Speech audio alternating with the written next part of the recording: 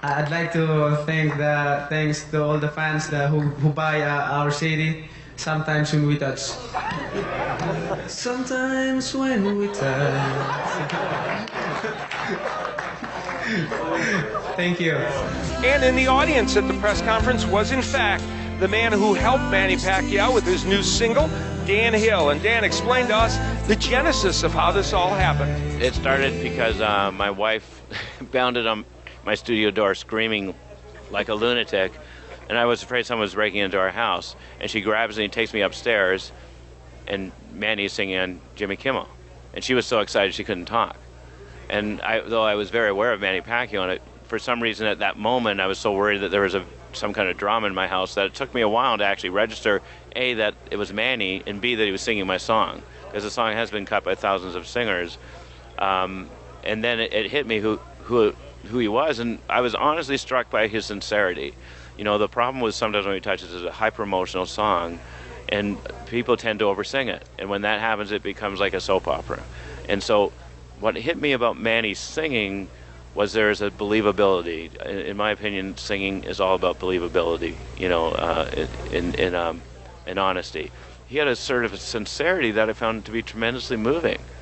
And so, to be honest, I and my producers reached out to Manny through Mike Kantz, and we arranged to meet. And it was on June 4th at the St. Regis Hotel. And it was absolutely beautiful. I mean, they wheeled us in the room, and Manny flipped the script as if we were royalty.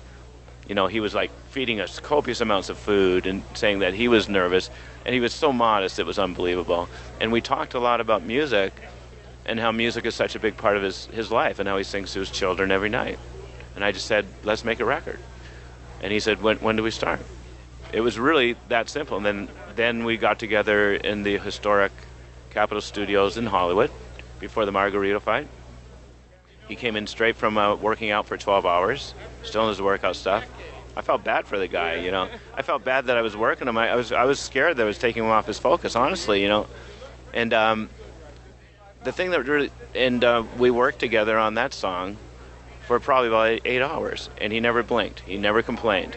And he has amazing hearing, and he has that, as you know, that hyper focus ability that champions have, whether you're Celine Dion, whom I've worked with, or whether you're Manny Pacquiao. It was like, even though there were hundreds of people in the studio, it was just like Manny and me like this. I couldn't believe his focus. And so then it hit me that he was cross-channeling his brilliant gift as a boxer into singing. And when I say, Manny, you need to drink more water. Manny, you need to maybe a little less vibrato, maybe cut off the phrases quicker so it doesn't sound like Broadway. Everything I said, he listened intently and sang it back for me. And then he nailed that last note, subsides. And like a little boy, when he hit subsides, he pumped his hand in the air, and he kind of looked around for reassurance. And it was just so vulnerable and sweet. And I said, Manny, you hit that note better than I did. And working with a great boxer like Manny Pacquiao actually had some intriguing personal meaning for Dan Hill. You know, I had a very, very close relationship with my father. I wrote a book about my father and myself. And you know, as a black man being raised in America, when he was being raised in America, Joe Louis was his real hero. And when Louis defeated Schmeling, that's the name, right, for the rematch, that was like galvanizing for my father.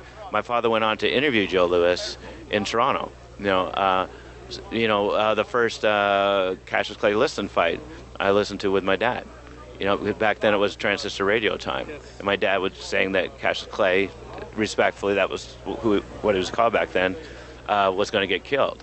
And so, you know, when I think of boxing, really, I don't just think of boxing, I think of my relationship with my father. So it is a very, very rich and poignant. I mean, I really miss my father because I know he would get such a kick out of this. Like the Grammy Awards, hit singles, royalty checks.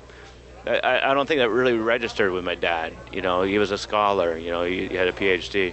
But this kind of stuff he would have loved. So I was called my mom yesterday, she's 83, and I'm saying, God, Mom, I really miss Dad. I wish he could be here. He would be laughing so hard. He'd be so, but it's all good. I mean that in a good human way, you know.